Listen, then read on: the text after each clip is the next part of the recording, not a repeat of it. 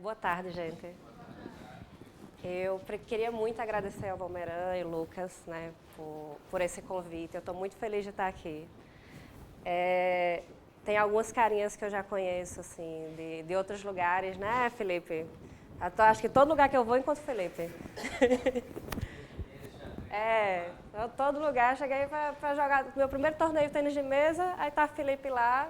Aí tênis de mesa. Aí eu olhei, estava assistindo a partida dele, estava perdendo 10-1 o set, segundo set. Virou para 11 virou, né, 12-10, ganhou de 3-1 de virada. Aí pronto, aí a gente começou a seguir ele no torneio, porque é o homem da virada. E o Felipe também ficou impossível.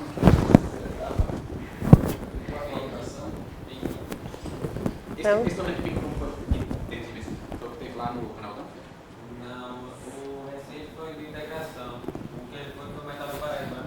Foi lá em Campina Grande. Porque recente, acho que semana passada foi a outra que teve lá no Ronaldão. Foi de integração.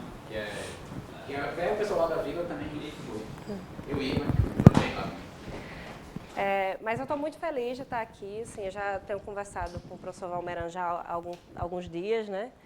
E aí, a primeira vez que a gente foi conversar, que ele falou dessa ideia, né, do xadrez pedagógico, sei o quê, eu sempre tenho um pé atrás quando a gente vai falar da relação de xadrez e matemática, porque tem algumas coisas que a gente vê que causam alguns tipos de reflexão, assim. E aí a gente foi conversar e mais ou menos o pensamento estava mais ou menos alinhado, aí eu digo, então aqui a gente vai se entender porque as reflexões que a gente faz são bem parecidas. E aí algumas dessas reflexões, dessas conversas que a gente teve, eu trouxe para a gente conversar também, para, né, vocês refletirem comigo. Então, eu não vou trazer muitas respostas, eu vou trazer mais perguntas do que respostas, para a gente ir pensando e tentar, talvez um dia, trazer mais respostas do que perguntas, certo? Então, a primeira pergunta que eu trago é se é possível ensinar matemática através do xadrez. Então, a gente vai tentar dar uma pequena refletida sobre isso. E aí, antes de falar exatamente do tema, eu queria só me apresentar um pouco, que minha formação é em matemática, né? Eu sou licenciada em matemática pela UEPB, sou mestre em matemática pela UFCG e doutora em matemática pela Universidade Estadual de Maringá.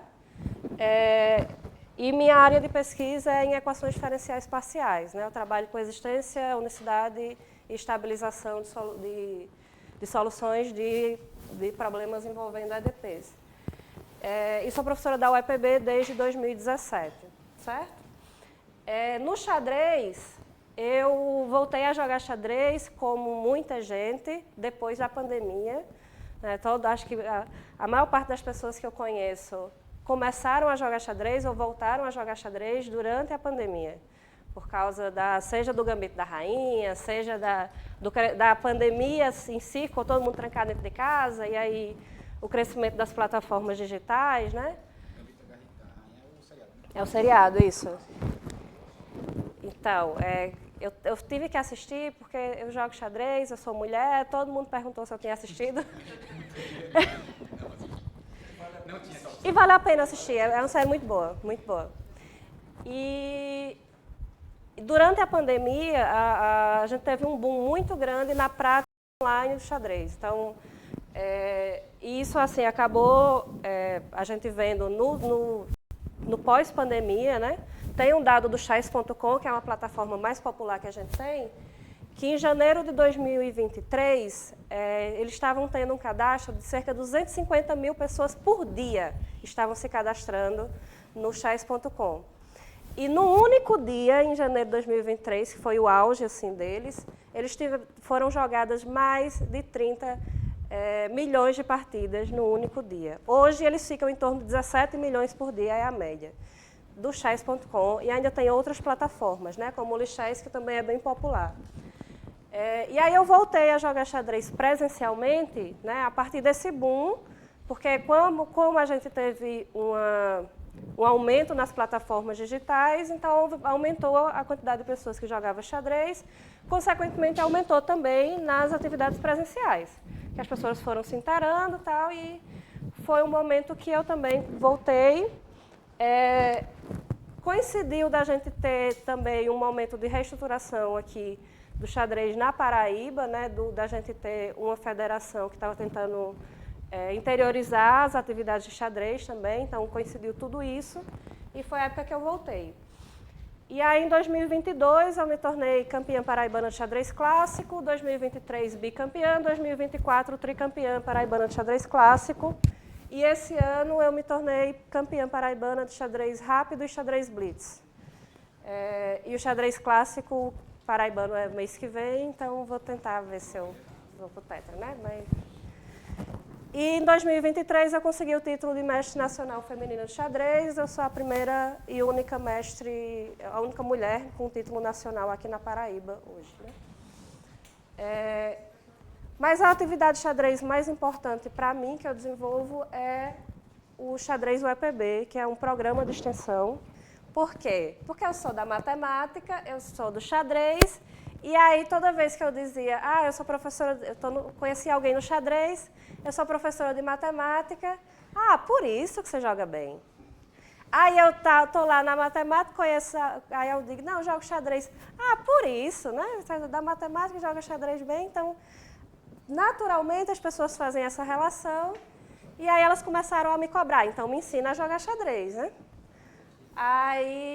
E aí eu comecei a desenvolver um projeto lá, como o professor Valmeran falou, é o que eu chamo de xadrez UEPB, mas o nome é enorme, então xadrez UEPB é mais fácil. E aí esse programa ele atua em 3 frentes, né? A gente tem uma atividade semanal lá na universidade, que é para o pessoal jogar. Então, tanto os alunos da universidade quanto a população, né, a sociedade vão para lá. A gente tem uma atividade mensal, que são os torneios, que são essas imagens aqui. Aqui o mestre Arthur Olinto, que eu acho que alguns de vocês já conhecem, que vai estar aqui daqui a pouco, que é ex-aluno daqui. E a gente tem uma terceira atividade, que é o xadrez pedagógico, que a gente desenvolve nas escolas, certo? Nos torneios, eu acho que hoje, se a gente não é a maior, mas é um dos maiores atividades, um dos maiores torneios de xadrez rápido da Paraíba. O último, que foi agora em agosto, a gente teve 110 pessoas inscritas. É um torneio gratuito, completamente gratuito, que a gente organiza lá na universidade. E aí a gente acaba conseguindo reunir no mesmo lugar grupos completamente diferentes que praticam xadrez com propósitos completamente diferentes, mas que praticam xadrez. Então, a gente tem alunos de escola pública... Pode? Esse vocês não é a nível nacional, não? Não, isso aqui é só... Na verdade, é a nível local, né? Isso é em Campina Grande. Acho que 90% dessas pessoas moram em Campina Grande. Aí, normalmente, a gente tem uma participação dos alunos de uma escola municipal em Pocinhos, que é uma cidade lá vizinha, né? E a gente já veio um pessoal do IF do Rio Grande do Norte, esqueci qual é a cidade, já veio os meninos do IF de Monteiro, alguns alunos da Escola Municipal de Sumeto já foram também. Pelo seguinte, eu sou de Recife, e eu morava lá em Eu sou de Santa Cruz do Capibaribe. quase próximo. E eu comecei a fazer estudo de xadrez, só que o professor falava que aquilo foi me irritando, sabe?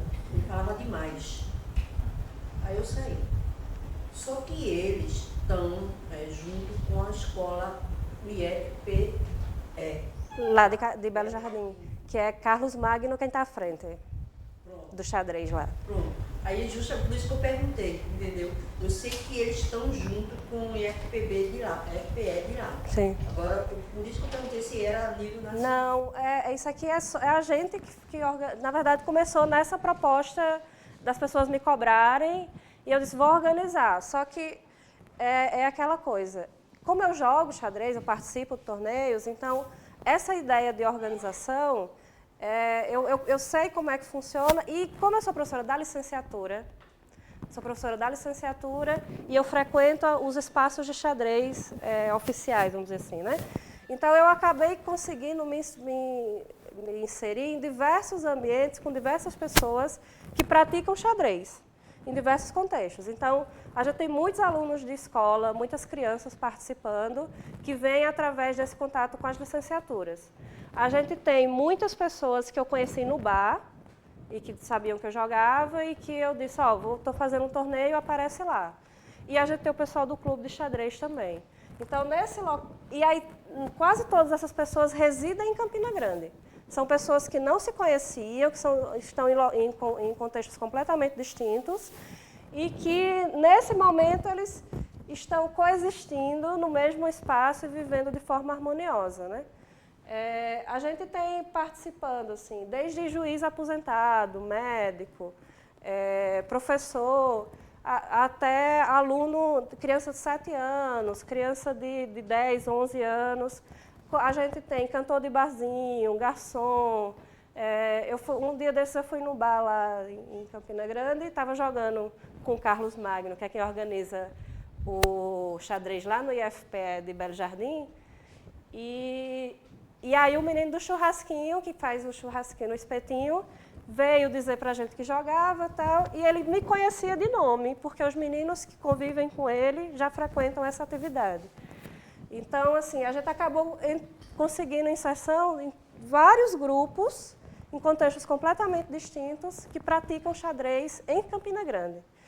E aí conseguiu esse público, que é um público local, que não necessariamente é um público que participa de atividades oficiais de xadrez, né? Esses dias, um dos meninos postou uma foto que eu achei muito legal, porque era um aluno da UEPB, um aluno da UFCG,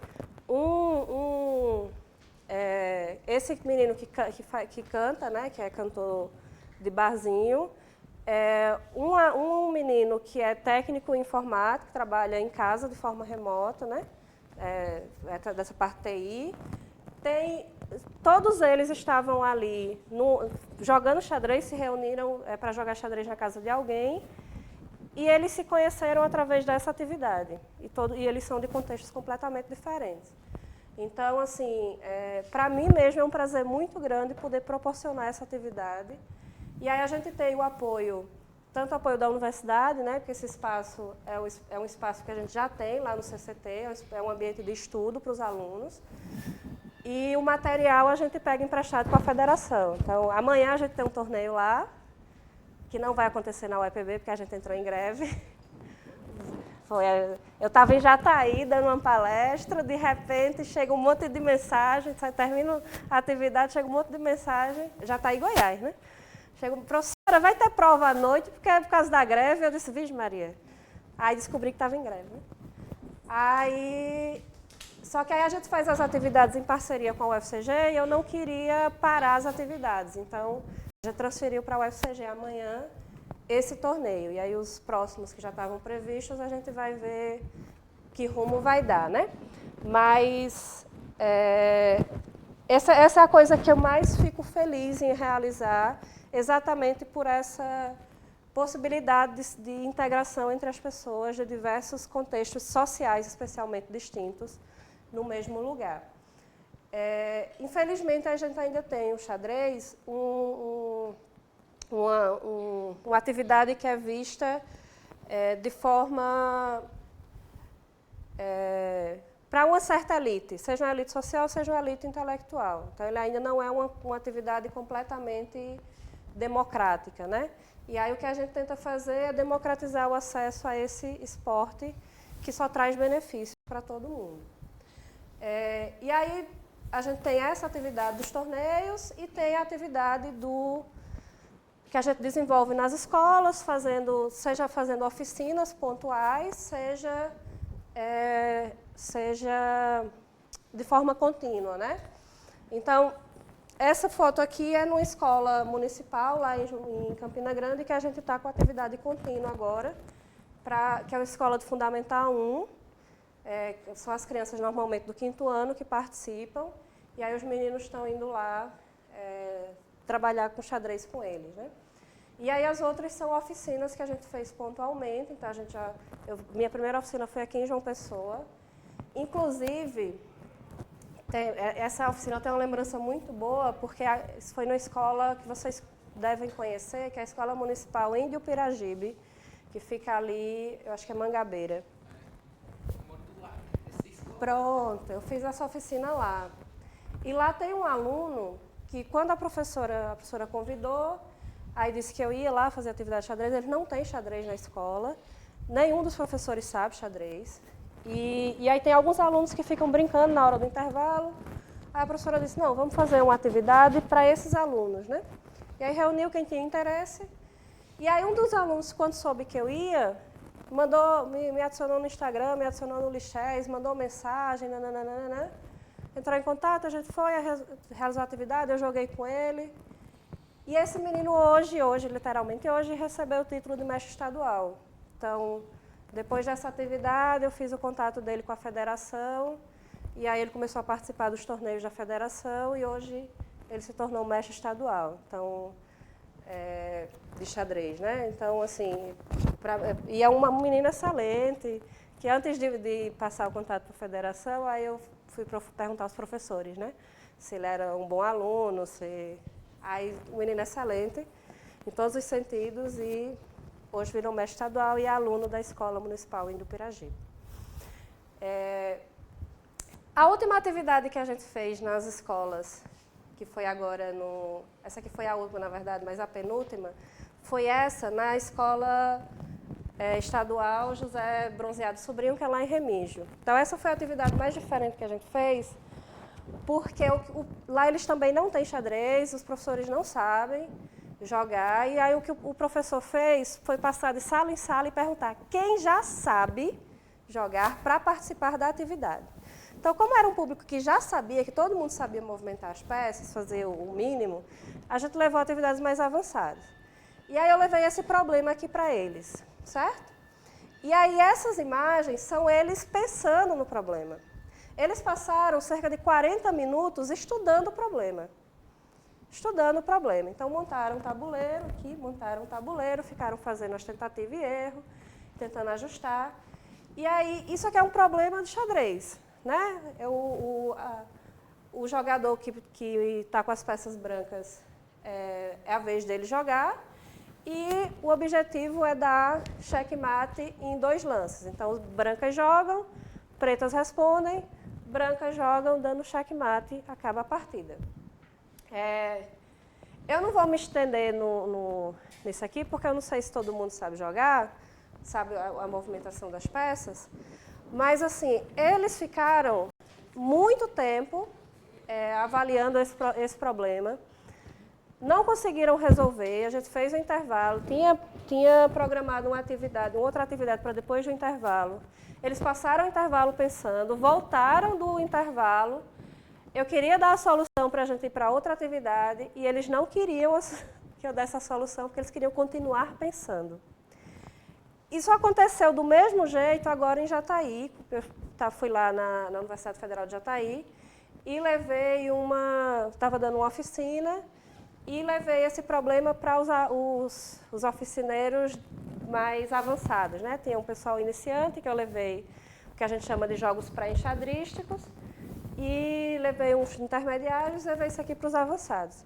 Eles ficaram exatamente 1 hora pensando no problema e era incrível porque eles realmente estavam pensando no problema. E por que é que eu estou dando muita ênfase a isso?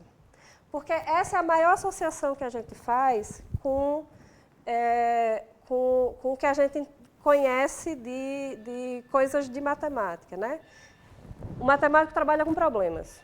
Essa é a base do matemático. Estudar matemática, na verdade, é resolver problemas, de modo geral. Certo? E aí essa introdução, assim, eu vou voltar para ela daqui a pouco, mas é uma ilustração também do quanto tem pessoas interessadas no xadrez em diversos contextos e em diversos locais, certo? Essa falta de inserção do xadrez nas escolas, ela é uma questão que é uma questão histórica, na verdade. Essa distinção, essa esse lugar que é colocado o xadrez para uma elite intelectual e essa falta de acesso para muitas pessoas, ela é uma questão histórica. E aí eu trouxe antes de chegar nessa parte, eu trouxe algumas coisas que a gente relaciona, né, que a gente conhece. Eu falei do problema no xadrez, aí eu trouxe algumas coisas que eu vejo de exemplos de relação entre xadrez e matemática por aí, para a gente dar uma relacionada e depois começar algumas reflexões. Então, isso é um problema que eu acho muito legal, esse problema. É um problema de matemática, certo? E aí o problema é o seguinte. É possível em um tabuleiro de xadrez o cavalo sair do canto superior esquerdo e chegar no canto inferior direito, passando uma única vez por todas essas casas? Vocês têm 30 segundos.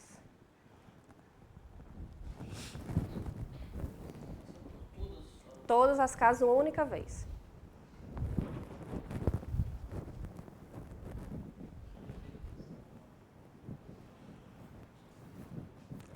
Alguém não sabe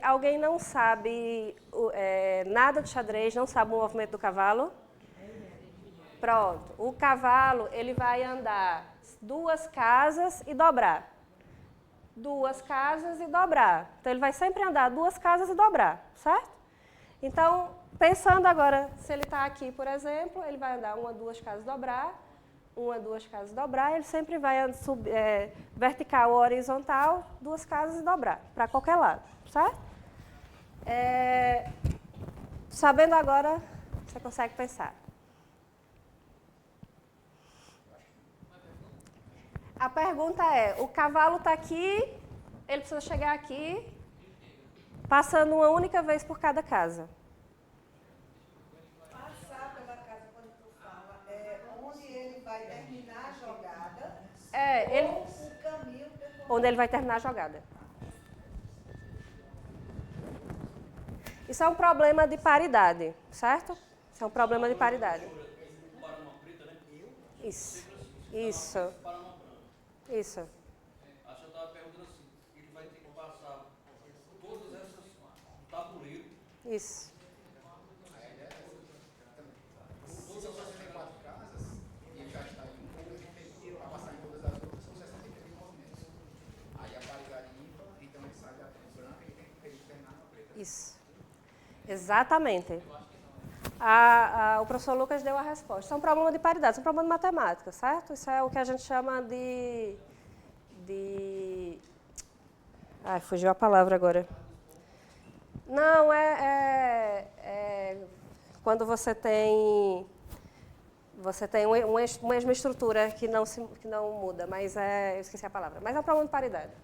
Então, é exatamente isso. Ele está na Casa Branca. Quando ele faz um movimento, ele vai sempre para uma casa de cor diferente, da cor diferente da que ele está. Então, se ele está aqui, ele vai vir para uma casa preta, essa ou essa, né, nesse lugar. E aí ele volta para uma branca, depois ele vai para uma preta e assim sucessivamente. Para ele chegar nesse daqui, seria a última casa, né, para ele chegar exatamente aqui no último movimento, quantos movimentos ele vai fazer?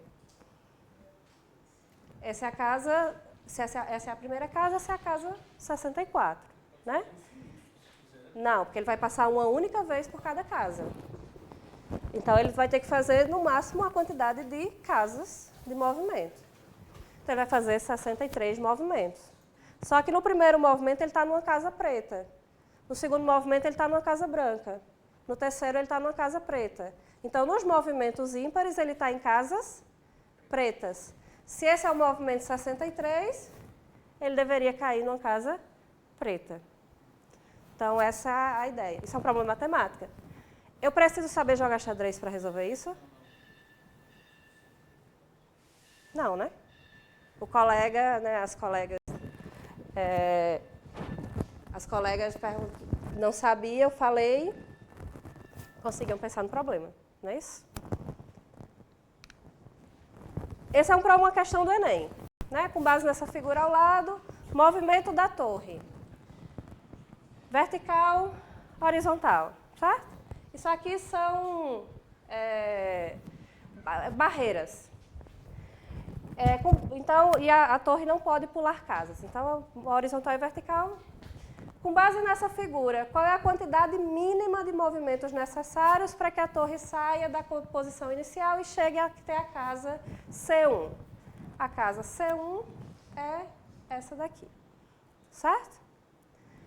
Então, tem que sair daqui e chegar aqui, com quantidade mínima de movimentos. Não, diz o movimento da torre. Não, ele diz o movimento da torre. No enunciado, ele diz o movimento da torre. Basicamente, só acrescenta o movimento da torre. Mas como eu ia colocar aqui, aí eu não acrescentei, né? A gente também consegue resolver esse problema sem saber jogar xadrez. Concorda? Esse daqui também é um problema que aparece, um exercício que aparece algumas vezes, que é assim, aqui é um bispo, essa aqui ficou mais feinha porque eu fiz em cima da hora lá botei as figuras, não consegui fazer no Chess.point, vai ficou assim mesmo. Esse aqui é o bispo, a torre, e aí esse aqui é o movimento do bispo, que é em diagonal, e o movimento da torre horizontal e vertical. Então, essas linhas dos movimentos, ele formam figuras geométricas, certo? Então, quais são as áreas, né? Você tem cada figura dessas, né? Você tem uma figura aqui, outra aqui. Qual dessas figuras tem maior área? Também não preciso saber jogar xadrez para resolver isso. Esses são conteúdos de matemática. Aqui não defino a figura geométrica, e aí eu quero saber a área dessa figura. Aqui determino uma figura geométrica, isso aqui. Isso.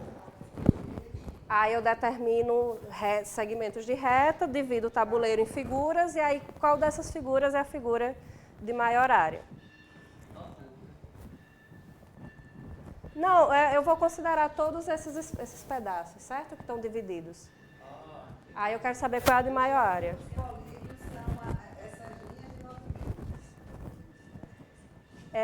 Isso também é um exercíciozinho, é uma coisa de matemática. Eu preciso saber jogar xadrez para resolver? Não. Então, a maior parte das coisas que a gente vê de relação entre matemática e xadrez são atividades desse tipo, certo? E assim, são atividades válidas, completamente válidas, mas eu não preciso saber jogar xadrez. Então, não é exatamente uma atividade que eu vou fazer, eu vou colocar o xadrez como uma contextualização, mas eu não preciso saber jogar xadrez, eu não preciso do xadrez para isso, certo?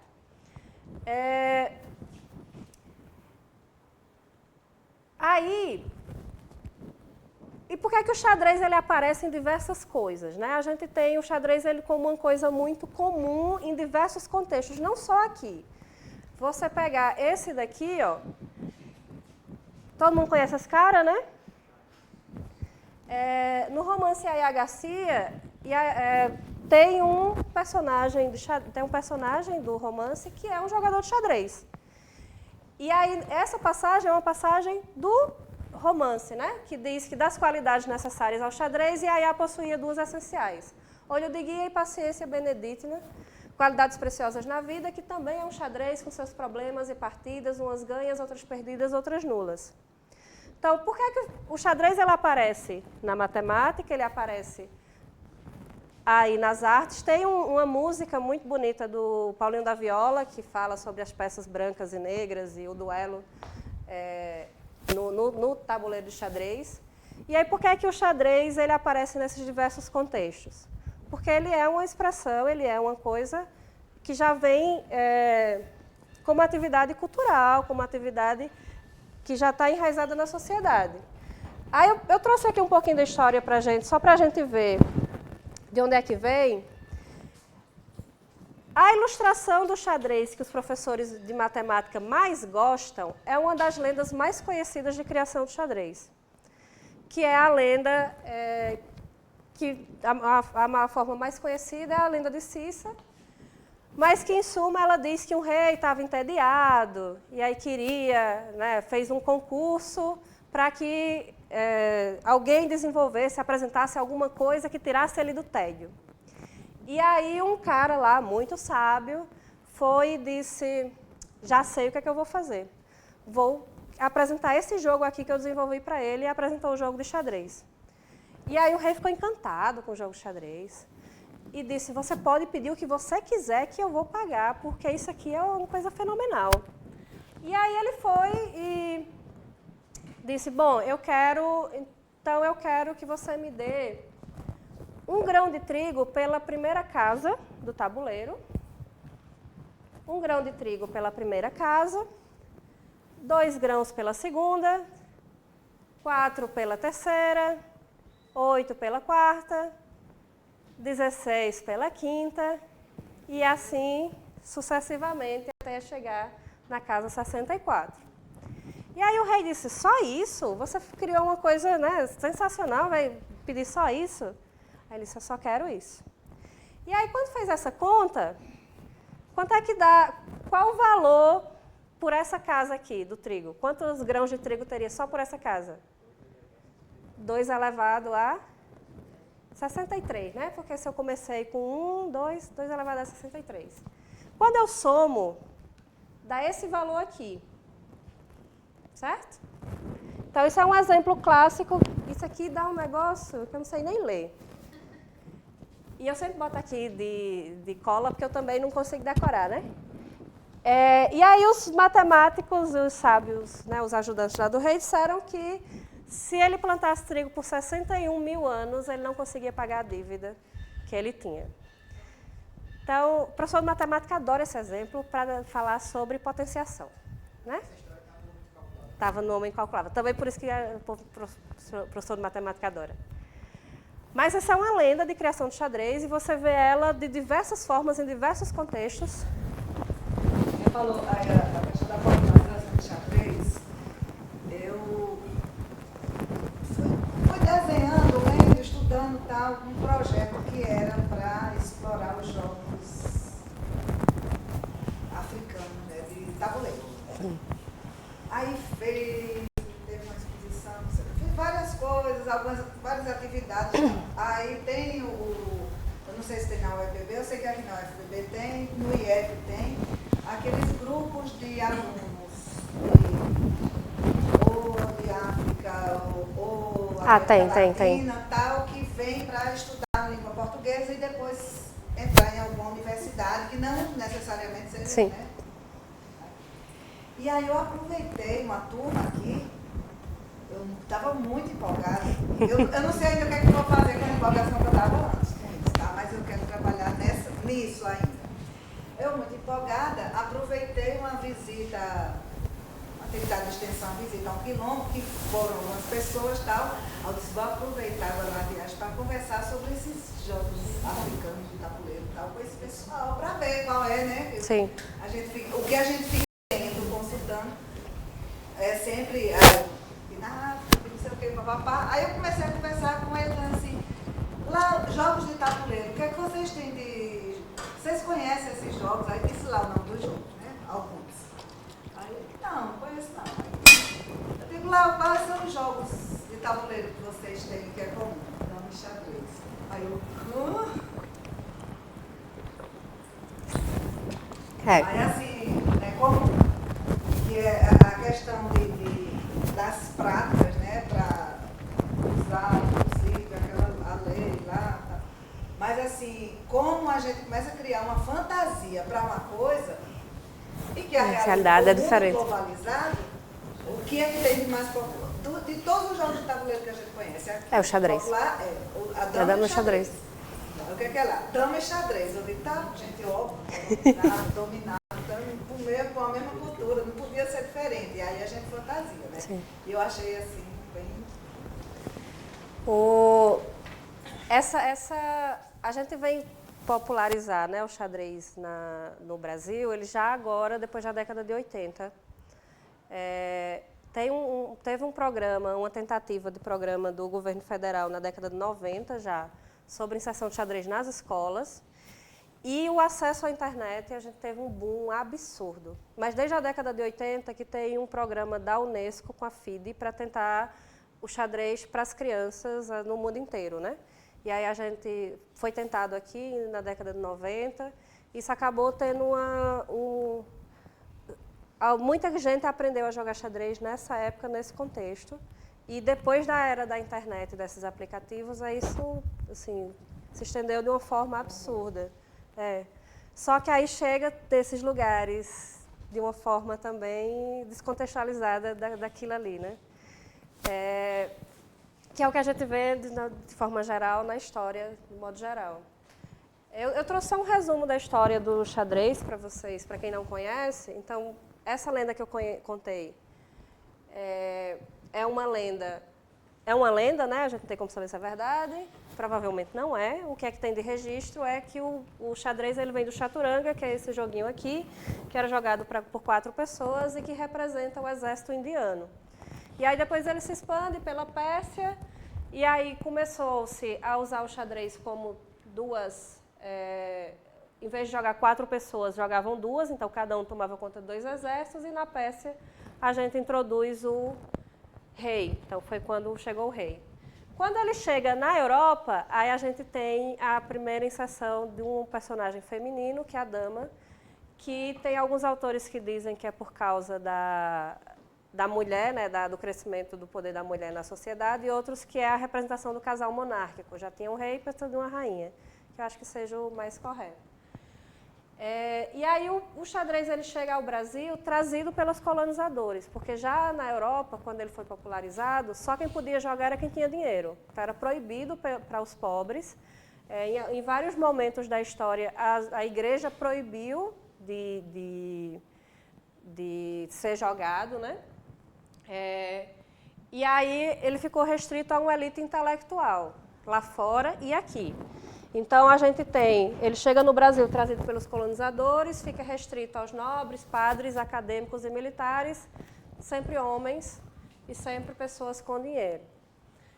Só a partir do século XX que ele começa a ser popularizado, mas o primeiro torneio de xadrez no Brasil é de 1880 e o Machado de Assis, que é uma figura extremamente importante, participou desse torneio. E foi o primeiro divulgador de xadrez do Brasil. Ele foi a primeira pessoa a tentar popularizar o xadrez. Ele fazia probleminhas e postava nas revistas da época, certo? E aí, por que essa história é importante? Porque a gente ainda vê resquícios dessas coisas aqui. Se você olhar para as pessoas que jogam xadrez profissionalmente ou participam do torneio, a maioria são homens brancos, e de uma classe social mais elevada, a grande maioria. Depois dessa era pós-pandêmica, que a gente tem diversas coisas de incentivo para crianças, para alunos de escola pública, mas, historicamente, o que a gente tem é uma elite, homens brancos da elite participando das atividades de xadrez, então fica restrito à elite intelectual. A gente tem, todos os GMs que a gente tem no Brasil hoje, né, todos os grandes mestres, um único foi aluno de escola pública. Todos os outros foram alunos de escola particular a vida inteira. A gente não tem nenhuma mulher com título de grande mestre no Brasil, não tem nenhuma mulher com título de grande mestre feminino, não tem nenhuma mulher com título de mestre internacional. São os 3 maiores títulos. A gente vai ter a primeira mulher, a mulher com maior título é de mestre internacional feminino, que é equivalente ao mestre FIDE absoluto, e só são 12, salvo engano. Então, a gente vê, né, esse histórico, a gente vê no retrato que a gente tem dos jogadores de xadrez do Brasil. Mas esse reconhecimento, por que ele fica restrito às elites? Porque é uma atividade intelectual. E aí a gente tem, historicamente, que a atividade intelectual fica restrita às elites. Quando Machado de Assis propõe esse tipo de problema no jornal, ele também está falando para as elites, que é quem consome as coisas, né, na revista. Mas é uma forma também de divulgar. E aí o que ele fazia era propor problemas, como aquele que eu mostrei no início, que eu não sei quem foi que fez, mas a gente chama de obra de arte. E esse aqui é o primeiro problema de xadrez do Brasil, que é um problema criado por Machado de Assis, Que mesma coisa, brancas jogam mate em 2 lances, certo? O que é que eu tenho que fazer para resolver esse problema? Eu preciso fazer para resolver esse problema, eu preciso olhar para as peças, analisar o movimento delas e dividir em pedaços menores de objetivos. Então, bom, eu quero atacar atacar o rei, né? Eu preciso da mata, então eu preciso atacá-lo. Quais são as peças que podem atacá-lo? Quais são as peças que eu posso movimentar?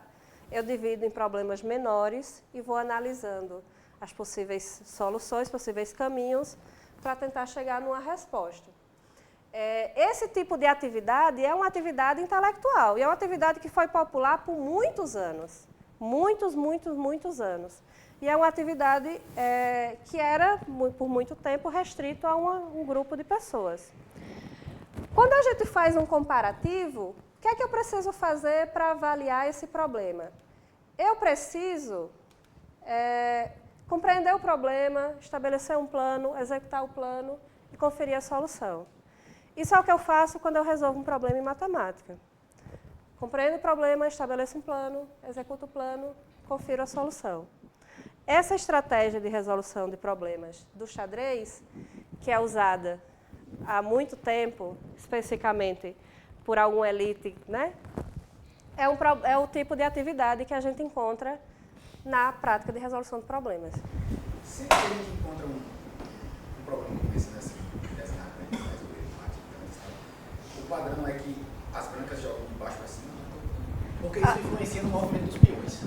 Você tem normalmente você tem enumerado as linhas, coisa para dizer exatamente em que sentido está o tabuleiro. Não é exatamente um padrão, normalmente a figura está colocada da forma como você vê, né? Então, eu estou olhando que nesse sentido aqui, em geral. Não, tudo bem, mas aí os brancos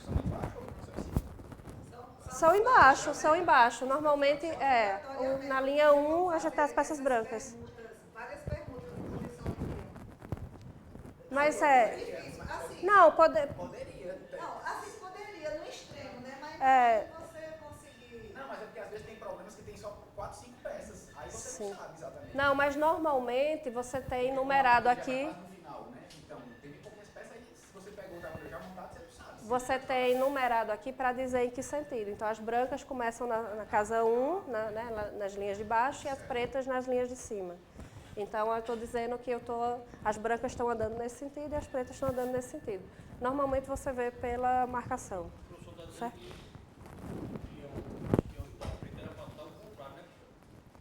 Aqui? Não. Ele só está perguntando se as pretas estão andando para lá ou estão andando para cá. No caso aí para baixo. Ele está andando para baixo. Sem precisar da numeração, se os peões tivessem alguns arcos das vidas, já saberia que era... Sim. Se ele tivesse virado para cá, né? Sim. Os pretos estão vindo para cá e as brancas estão para lá. As pretas estão descendo e as brancas estão subindo. Né? Sim. Mas normalmente tem a marcação para fazer a leitura correta, certo? E aí, qual é a primeira habilidade de matemática de fato que a gente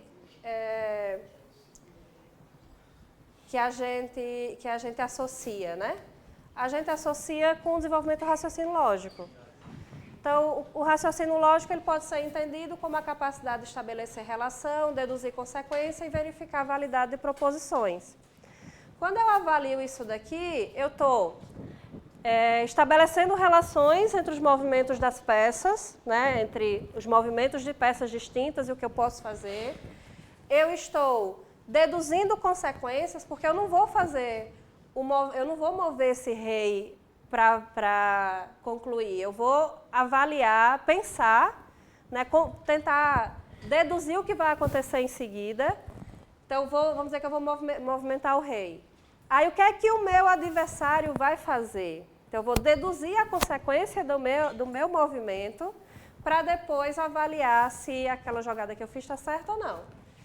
E verificar a validade. Eu estou dizendo que a resposta é essa, se está certo ou não, é verdadeiro ou falso, vai depender da resposta do preto.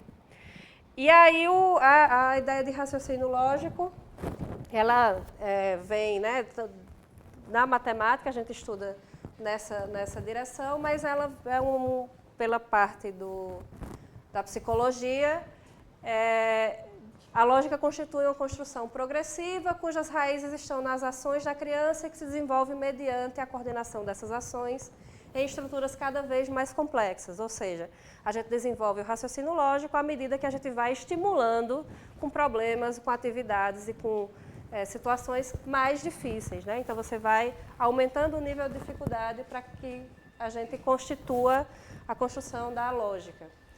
E aí, como é que a gente pode subdividir essas habilidades da lógica, do raciocínio lógico? Então, a organização do pensamento, que a gente vai pensar de maneira ordenada. Eu preciso fazer um determinado movimento, eu preciso pensar primeiro que peças podem ser movimentadas. Por exemplo, aqui, eu já sei, como eu estou nessa direção, eu sei que esses peões aqui eles não podem ser movidos, por exemplo. Então, eu vou olhar primeiro quais as peças que eu posso movimentar. Eu posso movimentar esse peão, esse bispo, cavalo, dama e rei. São as peças que eu posso movimentar na estrutura que eu tenho aqui para o jogo. Então, eu organizo primeiro as informações. Beleza, são essas peças que eu posso movimentar. Vamos analisar quais os movimentos que elas podem fazer. Então, o rei, por exemplo, só pode vir para essa casa. O cavalo pode vir para essas três casas. Na verdade, para essa e essa casa. E essas três casas. A dama pode vir para qualquer uma dessa diagonal. E qual a consequência do movimento dessas peças? Então, eu estou organizando o pensamento, eu estou analisando a posição, vou excluindo as possibilidades, as coisas ruins, né? O que é que vai me dar mais problema. Então, eu vou sintetizando as informações para eu entender o que é de fato a informação importante. Eu vou avaliar e julgar, né? As hipóteses, argumentando o que é possível e o que não é possível. E eu vou fazer tudo isso na minha cabeça, porque eu não posso fazer no tabuleiro, porque senão eu estou dando a vez para o meu adversário. Então, eu vou fazer isso de forma abstrata. Todas essas habilidades que o raciocínio lógico, que são habilidades relacionadas ao raciocínio lógico, eu consigo mostrar para vocês, ilustrar para vocês, com um problema de xadrez. Então, eu consigo ver essa relação de uma forma muito clara entre trabalhar o raciocínio lógico e resolver problemas de xadrez. Como é que eu também consigo ver relação? Eu consigo ver relação, como eu falei, na resolução de problemas. Então, polia, que é o mais clássico que a gente tem de estudo de resolução de problemas, que aí, sim, tem muita gente que estudou depois disso e tem várias outras teorias, mas o primeiro que aparece na literatura ele fala que as etapas de resolver um problema são essas.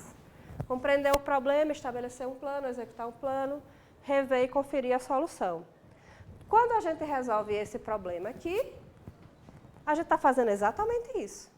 Estou estabelecendo um plano, estou avaliando, estou testando e estou vendo se a solução ela funciona, né? Estou testando a solução. E aí tem uma relação muito natural entre jogo e resolução de problemas, que eu trouxe essa fala da Regina Grando, que diz que ambos, o jogo e a resolução de problemas, eles se apresentam impregnados de conteúdo em ação e que psicologicamente envolvem o pensar, estruturar-se cognitivamente a partir do conflito gerado pela situação problema. No momento que eu coloquei esse problema aqui, que é o problema mais difícil, eu vi muita gente fazendo movimentos assim com o dedo, passando peça, que você está confrontado com um problema e você vai pensar numa solução, mesmo sem eu ter dito absolutamente nada sobre isso, né? Só que nisso daqui, né, para eu fazer a análise aqui, todo mundo fez análise, precisa saber jogar xadrez para poder fazer essa análise. Para essas aqui, eu não preciso saber jogar xadrez. Então, a relação maior que eu entendo, né, que eu vejo, ela está muito nessa parte de estrutura do pensamento, de organização do pensamento, de resolver o problema. E a isso como é que a gente pensa? Como é que a gente faz? Eu posso colocar problemas de matemática diretamente, né, nisso? Posso. Posso, sim. Isso aqui não estou dizendo que atividades desse tipo elas são inválidas. Não, mas elas vão ser inseridas num contexto de que eu não preciso necessariamente estar num lugar que as pessoas saibam jogar xadrez. Mas esse tipo de atividade aqui eu preciso. E como é que eu faço essa relação entre isso e o que eu conheço de matemática? Então, vamos registrar as tentativas, vamos discutir as tentativas, vamos argumentar. Todas essas coisas, eles são habilidades que estão lá na BNCC que a gente precisa desenvolver na disciplina de matemática.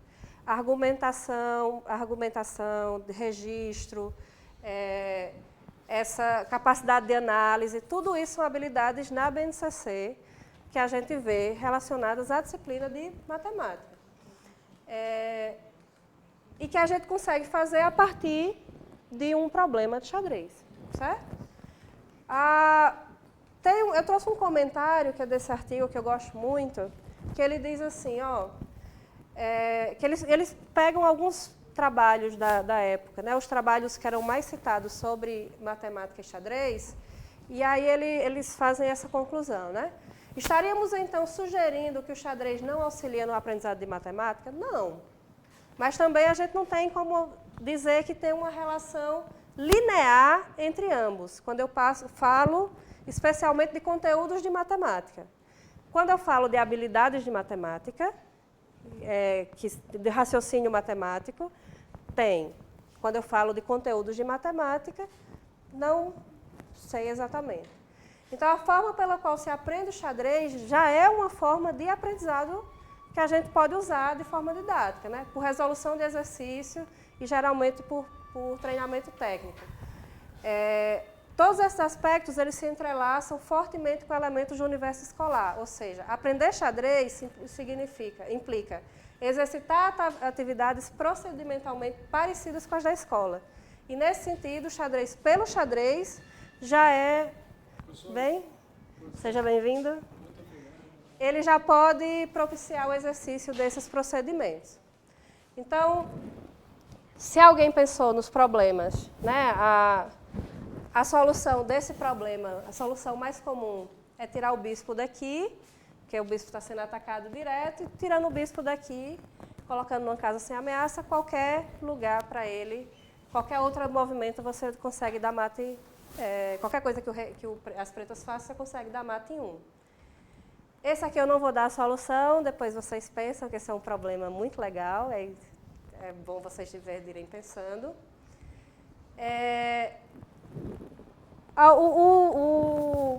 Alguns comentários é que assim, os benefícios do jogo do xadrez eles são reconhecidos na matemática através do raciocínio lógico, através dessa relação com a resolução de problemas, e eles são estudados no mundo inteiro há muito tempo.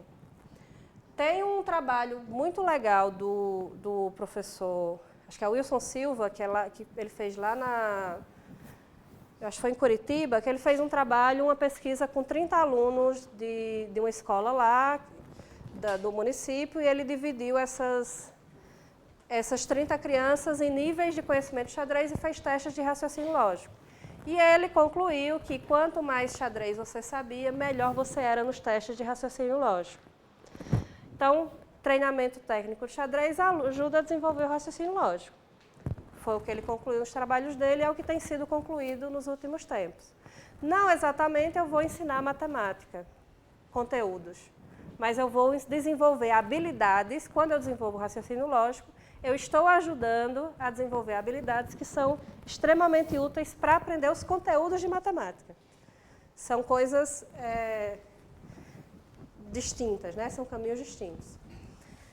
O jogo por si só ele já traz benefícios lúdicos, não necessariamente só por você brincar, você já tem benefícios lúdicos.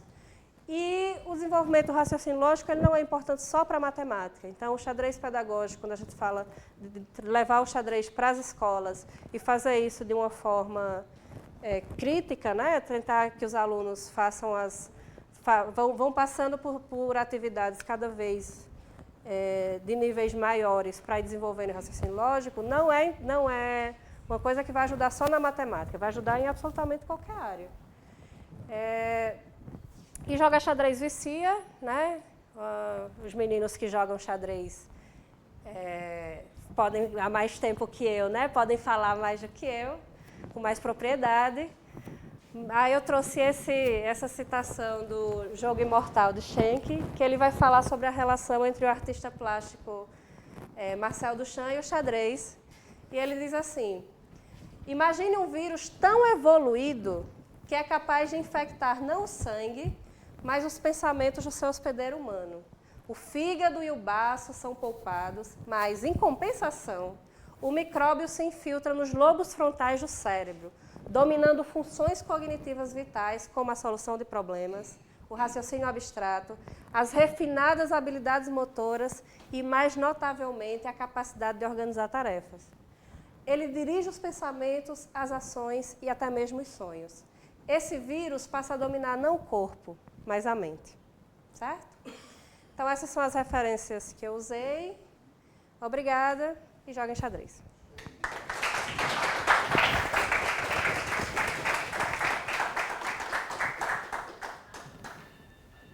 Perguntas, questões? Professora, eu queria saber da senhora qual é o impacto que isso teve.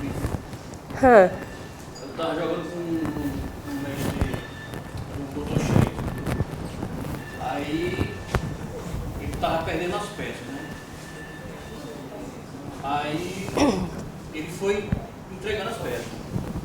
Aí eu fui promovendo os meus peões. Certo. Aí ele percebeu que eu estava ressuscitando todas as peças do tabuleiro que eu tinha perdido. Por exemplo, bispo, cavalo. Aí, rapaz, esse mestre tem alguma coisa errada, que ele ia. Já está estranhando já. Aí foi no final que eu fui perceber. Aí eu tinha um bispo na diagonal branca. E ele percebeu que faltava só eu promover outro bispo. Aí quando eu cheguei na última casa lá e promovi o bispo porque ele sabia que eu promovia para o bispo, estava fazendo só o bispo. Já tinha feito 2 cavalos, 2 touros, a rainha. Aí quando eu cheguei lá e promovi o peão para o bispo, aí ficou 2 bispos na diagonal branca. Aí o programa deu possibilidade de jogo, empate. Ele não ficou afogado, não? Ele não ficou afogado, não? É porque tem que ver a posição. Mas, não, porque ficou 2 bispos. Mas isso aí não é um problema. Isso aí foi coincidência. Mas deu empate. Provavelmente foi afogamento. Você conhece o afogamento? Não. O afogamento é quando você está assim, ó. Você tem numa posição em que o seu rei... Pronto, aqui, por exemplo, o rei não está ameaçado nessa casa, certo? Vamos dizer que tivesse um cavalo aqui protegendo esse bispo. Sem possibilidade então, do rei jogar. Esse rei ele não tem nenhuma casa para jogar. Então, aí... Foi porque ficou 2 bispos na diagonal branca. Não, isso aí não é um problema, não. Não, diga assim, mas... Tanto é que você pode ter mais de um. É. Você pode ter. Mas pode ficar... Pode sim. Se você promoveu, pode sim. Então deve ter sido isso aí. Eu consegui fazer essa pergunta em outro lugar, imagina, o xadrez, com essa evolução da informática, então, os processadores estão aprovando, será que um dia vai ser decifrado pela informática, no caso a matemática aqui, vão ter que criar novos movimentos para um dia eles conseguirem ser calculados de novo? Calcular todas as possibilidades de jogos, é isso? Sim, exatamente. E será que um dia ele possa criar novos movimentos? Esse impassante, por exemplo, será que ele existia desde o começo do jogo? Não, o Impassant ele é da época, ele é dessa época 1700 e pouco. O xadrez ele chega, quando ele começa, né, a partir do Chaturanga, e aí o movimento das peças era muito limitado aqui. Nessa época aqui, que eles chamam de Revolução do Xadrez da Rainha Enlouquecida, é quando tem o movimento das peças do jeito que a gente conhece hoje. Então, a dama, né, a rainha, ela já é introduzida antes, mas ela andava uma casa na diagonal.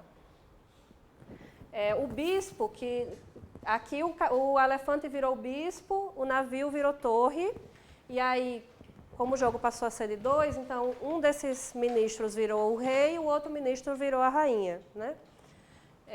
Então ficou 2 bispos, o cavalo permaneceu e 2 torres. E aí o cavalo ele tinha um movimento parecido com o que tem hoje, mas o bispo, né, quando o elefante e o bispo, ele andava em diagonal pulando casas, estava pulando casas. Então, esse movimento do bispo, de ter a diagonal inteira, ele é do que eles chamam de Revolução da Xadrez da Rainha Enlouquecida, que é quando a rainha ganha todos esses movimentos que ela tem, o bispo passa a trabalhar em diagonal com a diagonal completa e as torres também com a horizontal e vertical completa, né, desde que não pulassem pés. E aí, nesse momento, era esses jogos, essa forma. E por volta de 1700, entre 1680 e 1750, aí eles têm ele foi popularizado, então as regras foram colocadas, né? E aí eles começam a introduzir esses movimentos especiais. Então, o en passant, a promoção e o rock, eles são dessa época, 1600 e pouco a 1700 e alguma coisa. Então, eles existem no jogo desde essa época. Já, no caso, 300 anos. Já. A informática possivelmente vai gerar novas evoluções. Eu acho que não. Eu acho que não. Porque se a gente está a 300, na verdade, 1500, então a gente está há 500 e tantos anos exatamente com os mesmos movimentos. Então, há 300 anos. 1.500 não, 500 anos, né? 300 anos, sem fazer nenhum tipo de alteração, eu acho que não. O xadrez, ele é o jogo mais antigo que a gente tem, que não sofre alterações, que é conhecido no mundo inteiro. Então, ele é extremamente popular com essa estrutura que ele tem. E só essa estrutura que ele tem já dá um desafio muito grande. Porque depois do segundo, terceiro movimento, você já tem bilhões de combinações possíveis para uma única partida. Então, assim... Só fazendo uma questão, o xadrez é um jogo não difícil. Na última década houve uma deflação de rede, ou seja, os jogadores que estavam no top 10 do mundo, todos praticamente caíram abaixo de 2.800. Né? Então, você manter a excelência do jogo era muito difícil. Então... eu sempre acreditei, digamos que há 20 anos, pelo menos eu esse trabalho, eu sempre ao ajudar o pensamento, a organizar o pensamento, né? O pensamento matemático, o pensamento científico, né? Que ajuda na aprendizagem. Só que, pós-pandemia, eu comecei a sentir mais ainda a necessidade de se trabalhar isso com os nossos jovens, principalmente aqui nessa escola que a gente lida com os estudantes, né? Ensino superior também. E além de associar a maneira de jogar xadrez ao processo de resolver problemas, né, é possível também associar esse passo a passo à metodologia científica. Né? Sim. E ao ter uma situação, ter um problema, você descrevê-lo, explicá-lo e sintetizar ou criar uma solução, né? Pois bem, então, por exemplo, vou trazer na minha situação, eu sou professor de energias renováveis. Eu estou sempre, né, também há mais de 20 anos dando aula de energia solar, por exemplo. Então eu descrevo como é uma placa fotovoltaica, explico como é que ela funciona e dimensionamos quantas placas vou precisar para alimentar minha casa. É um processo científico. Que sempre eu consegui chegar nesses 3 passos. Mas, no pós-pandemia, eu comecei a ter travamentos, ao ponto de eu não conseguir muitas vezes passar do primeiro estágio. Porque ao tentar passar para o segundo estágio, é muito dolorido. Sim. Aí eu comecei a sentir mais a necessidade de se praticar isso, praticar esse pensamento. Eu não sei quais são as razões, e ao mesmo tempo a gente sabe, mas também é empírico, do que está levando a isso. Né? Estamos cada vez mais numa era tecnológica, mas com o pensamento, dá a entender isso, o pensamento lógico Mais limitado. frágil. E aí, para completar esse raciocínio, nessa avaliação, nesse trabalho que eu fiz na sala em grupo, eu disse, olha, vocês podem se consultar. Todos são consultores um do outro. O importante é que a gente aprenda a fazer esse dimensionamento da energia solar para uma casa. E aí eles fizeram, foram me entregando, e depois eu fui olhar como estava a organização das equações matemáticas da solução. Caótico, na maioria. Sim. Caótico. Então ali estava refletindo o pensamento matemático, assim eu interpretei, desorganizadas. E eu tive que fazer uma aula, né, exclusiva para chamar a atenção disso, no sentido de tentar contribuir para que aquilo fosse corrigido. Eu fiquei muito preocupado com isso. Porque não é uma bobagem você, ao escrever uma fração ou uma equação, quando eu tenho, não é, uma igualdade e eu não estou escrevendo o traço da fração de forma organizada, eu estou fazendo assim, ou eu não boto igual, ou eu não boto... Não é uma bobagem, não é? Além a matemática é uma linguagem, precisa... Sim. Né, refletindo o pensamento. Né? Então, o xadrez desse contexto... De organizar, exatamente. Exatamente. Pode ajudar a organizar o pensamento matemático. A organizar as ideias de modo geral, né? Eu sempre digo...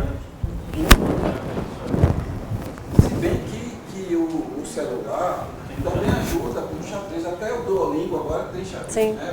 Foi lançado agora, Tá. o dia 16, o Duolingo tem xadrez. E é muito legal, eu tenho treinado para conhecer, é muito legal o xadrez do Duolingo.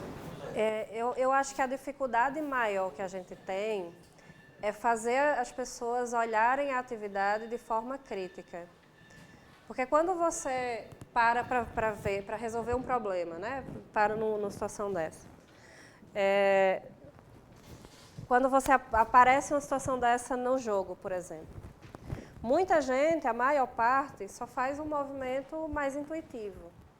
Esse olhar crítico para a situação, de ler e tentar fazer, essa é a maior dificuldade que a gente tem para as pessoas, então, para qualquer atividade. E aí é o que interfere. Então, eu acredito muito que essa dificuldade que as pessoas têm, especialmente nos últimos tempos, é porque a gente tem a facilidade das coisas na palma da mão, e aí você não... É instantâneo. Então, você não vai buscar, você não vai olhar criticamente, você não vai comparar, você não vai construir nada, porque está tudo muito fácil na palma da mão. O que o xadrez faz é exatamente tirar essa facilidade, porque você vai ter que realmente avaliar, olhar, pensar naquilo ali. E a gente está com uma dificuldade de fazer as pessoas pensarem, né? Por essa facilidade de acesso às coisas. E isso é em absolutamente qualquer área, assim, qualquer área. Com o ChatGPT, agora você não consegue ler um texto sem passar num detector para ver se não foi um IA que fez. E isso, assim, para o pessoal das letras, de português, todo mundo reclama exatamente disso. Porque ninguém quer fazer mais nada, ninguém quer pensar nada. Então, eu acredito muito que o xadrez ajuda a gente a voltar a pensar. E aí, voltar a pensar é olhar criticamente as coisas e você vai melhorar seu julgamento, não só aqui, mas vai melhorar seu julgamento em qualquer outra área. Eu faço essa leitura também, assim. Alguém quer fazer mais algum comentário? meu irmão. Então é isso, gente. Muito obrigada. Arthur estava aqui, ó.